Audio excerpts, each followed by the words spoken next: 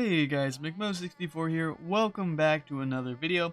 RLCS Recap is back sooner than you or I thought, or maybe just me because I totally forgot about the promotion relegation tournament.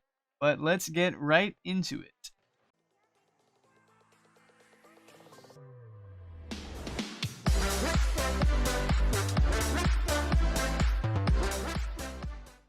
Let's start off with the results from the promotion relegation tournament in North America and Europe. So, in North America, we had 4 teams, 2 from the RLRS, 2 from the RLCS. The RLCS teams were Rogue and United, and the RLRS teams were Charlotte, Phoenix, and Stromboli. So, we started off with Rogue versus Stromboli, United versus Charlotte, Phoenix, and Rogue took Stromboli on 4-3, and United won against Charlotte, Phoenix 4-2.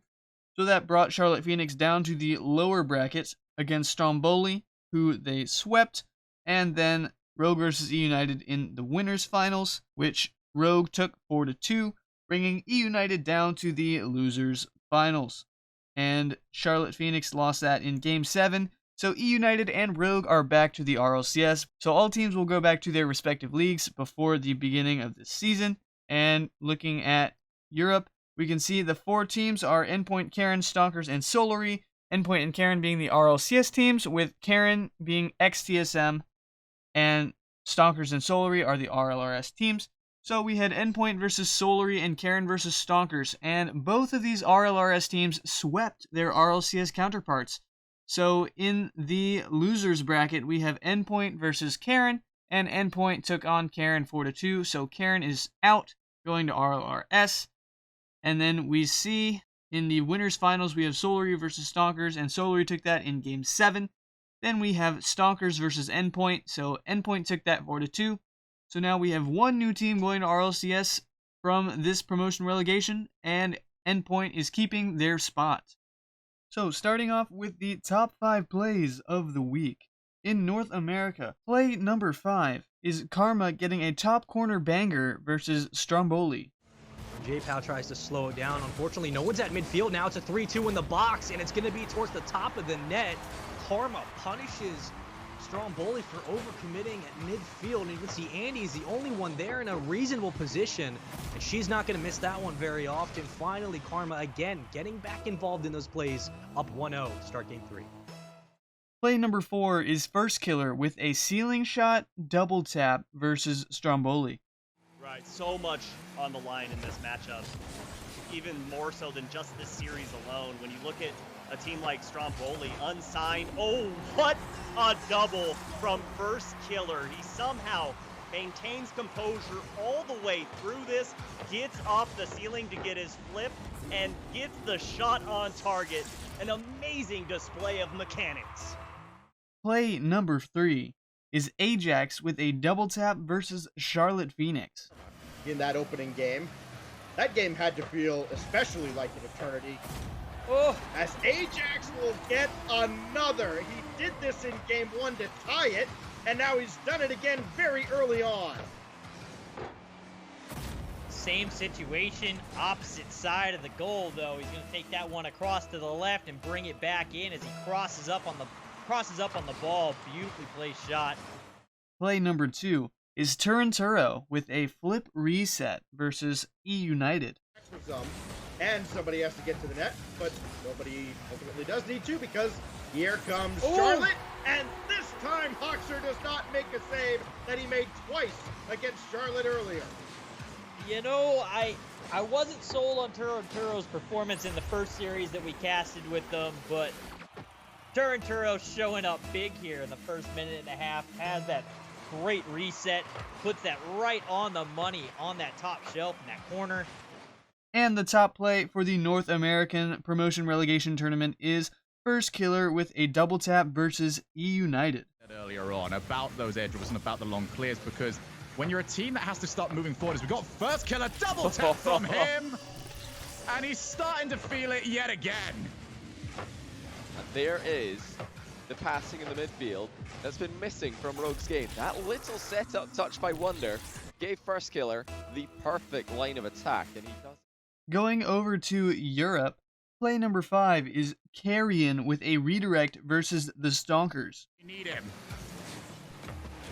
One stakes up, but he's contested fast by Exotic, and Carrion fires on target when they needed someone to step up and put a shot on target.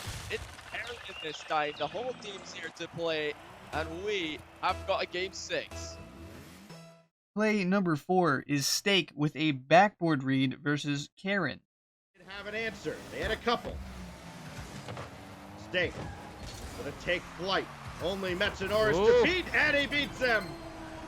Stake with the read off the top. That ball is going to waterfall down. Brings it back to himself. Textbook. Clean. Play number 3 is Meloshisu with a backboard double tap versus the Stonkers. Shishu looks for the top corner, couldn't find it. And very brave defending to send absolutely nobody for the ball. They all knew it was out. Follow up from Meloshisu, and Solary have got their man on fire this series. Meloshisu is unstoppable. Yeah, this guy is just taking over the promotion tournament here. He right now is the player to beat, and he happens to be playing for the team in front, unsurprisingly. Meloshisu. Play number 2 is Relating Wave with a flip reset versus Karen. As well, so Vert can play it downfield, and Metza does have to play this away, only as far as Relating Wave. Nachito waiting for a rebound. There's none as Vert blows up Remco in the net. Relating Wave give him Endpoint the lead. Relating Wave coming up for that flip reset and just going to barely touch it with the side of the car there to set it off course and get it around that defender. Great heads-up play, saw the defense, found the hole, and put the ball on target. And the top play for European Promotion Relegation Tournament is Virtuoso with a tight angle backboard shot versus the Stonkers. As the game slows down, you start to wonder how in the world Virtuoso found the top of the net. A pass from Nachito in the most impossible angle.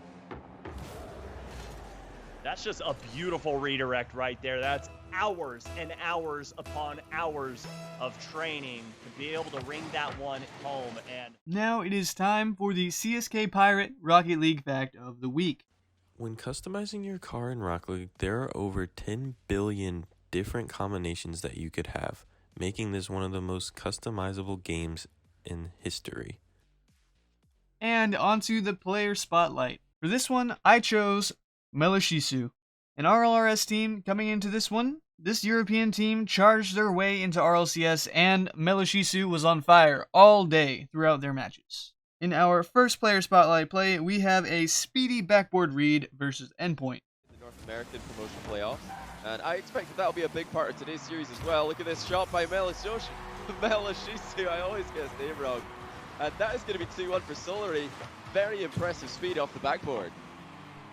Yeah, Endpoint just had no chance to react, nobody in position that could even respond. In our second play, we have a strong wall redirect versus Endpoint.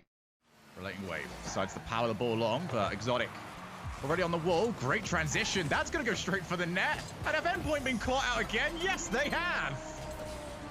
You know, that's a fantastic hit by Meloshisu. Look how much power he gets on that shot. But what is going on in the Endpoint defense? I've never seen them caught out of position with their third man this often, this many times in 2 games. And the final player spotlight play here is a boomer clear dunk to confirm the game win versus the Stonkers. It should be Kieran's to clear. He's done exactly that. And now Meloshisu on target, gets the follow, and he's dunked the ball for a 2-goal lead. That is a monster clear by Carrion, relieving all the pressure, and Meloshisu didn't have to dunk it in, but why not? Make it an impossible game for your opponents. But these clears at the end of this game completely relieve the pressure that really could have been on Solary there. They weren't afraid to absolutely slam the ball off the back wall. And now, moving on to the news, we have some roster changes and general Rocket League news. Let's just get into it. Starting off, we have a tweet from Shift Rocket League. Thanks to CSK for telling me about this Twitter account. They have a lot of information. So on April 5th, they tweeted, "Here's a recap of reported tryouts that have taken place this week. they have Joras trying out on Triple Trouble, replacing Reese Ronde. And then we have Extra and Scrubkilla trying out, replacing Godsmilla. And then we have a tweet from Liquipedia on April 7th saying, "Breaking news! Frenzy and Delusion of the former Team Esper roster have been banned from all Psionics-led competitions, which includes RLCS, for a year, effective immediately." So what happened is Frenzy and Delusion threw their match on purpose so that another team could get a better record, so they will not be in any competitive Rocket League play for the next year. Now we have a tweet from Intel Gaming. On April 8th, they tweeted an update regarding the Intel World Open. Due to the evolving global situation around COVID-19 and the postponement of the Olympic Games, the Intel World Open and the planned May 2nd online qualifiers have been postponed until next year. Though we were excited to witness the best Street Fighter and Rocket League players, we must focus on the health and safety of the community first. We will continue to monitor the situation and provide updates as quickly as we can. While we will have to make adjustments to ensure everyone's safety, we are committed to bringing Intel World Open to life. Thank you for your continued support. And their website just says the same exact thing. And then looking over to TSM, on April 11th, they tweeted, "Today we are making the difficult decision to release our competitive PUBG and Rocket League rosters. We thank both teams for all their hard work and dedication." And on their website, they say, "TSM drops competitive PUBG and Rocket League rosters. Today, TSM will be making the difficult decision to release our competitive PUBG and Rocket League rosters. Both squads have taken on great challenges and difficulties over the past years in stride, and we will be sad to see them go. As such, it is with a heavy heart that we bid goodbye to the following individuals." They have these two PUBG players, and then they're getting rid of the whole Rocket League team, Remco, Malganis, Metanoris, and Snasky, the coach, and they say, "We hope that they find success and they move on to a new stage of their careers, whether they choose to become full-time streamers, join other orgs, or something entirely different altogether. It is our wish that our fans will continue to support them as well. For our PUBG and Rocket League fans, don't fret. We are still exploring our opportunities within both scenes and plan to re-enter them at a later date. Sit tight, and we hope that you'll be able to see your favorite team play your favorite games once more. On a final note, we'd like to wish the Rocket League boys all the best in their promotion playoffs this weekend. We're rooting for you." And then we see a tweet from Remco on April 12th. He said, "Thanks for the memories." And nothing is 100% confirmed, but everything around this says he's retiring. So it'll be Magnus and Metanoris on the new team, which is called Karen. So that means they could make the old Method squad, Magnus, Metanoris, and Alot, because Alot isn't on a team either. I would love to see that roster come together, but we have a tweet from Aaaaand RLRS. They have an update on FaZe Rocket League, and I believe this is from the FaZe Discord server. They did a QA, and if we read this, the question is, will there be a Rocket League team? And the response is, we're looking at Rocket League. We're looking at a lot of esports. Rocket League is something that we definitely have been paying attention to. If the FaZe members are into it, it matters. And there are other questions, but they aren't related to Rocket League, so let's move on. Now we have a tweet from Rocket League. They say, "Heatseeker is locked, loaded, and live. Jump into online matches now through Monday." I've played Heatseeker a bit since it's been out for a day or so, and it is very fun. I hope they keep it in longer than just 5 days. In my opinion, they should keep it in as a permanent mode. It's probably the best mode they've ever put in.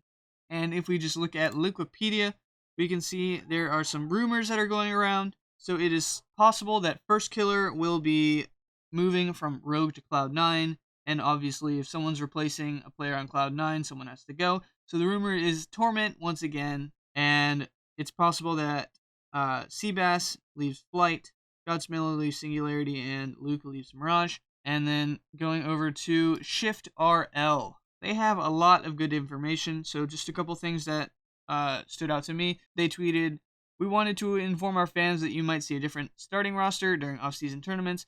We are currently looking to assemble the best roster possible for next season. For the Spring Series qualifier, they're using the roster of Freshness XL, J-Russ, and Rapid." And then another piece of information, the now Karen XTSM roster have given a tryout to Extra in place of Remco ahead of the European Spring Series. And if we look down a little further, we can see as of now the expected RLCS rosters to keep their same rosters as this previous season are G2, NRG, Pittsburgh Knights, Space Station, Susquehanna Sonics, Vanguard, which is ex-Ghost Gaming, and Affinity, which is ex-Omni Nation. One more thing before we go. On April 4th, Illusion was released from Ghost and moved to the team Vanguard with Atomic and Mist, who remain under their Ghost contract. On April 7th, they were released from their contracts, so the new roster Vanguard is the same as the Ghost roster, Illusion, Atomic, and Mist. So Ghost is no more in the Rocket League scene. Hopefully they'll come back in the future. But that is all the news I have for you guys in this one. I may do videos for each of the spring series, for each region. We will see. Thank you guys for watching. Make sure you click that subscribe button if you haven't already. And if you are subscribed, hit that notification bell so you get notified every time I post a new video. Thank you for watching. I will see you guys in the next one.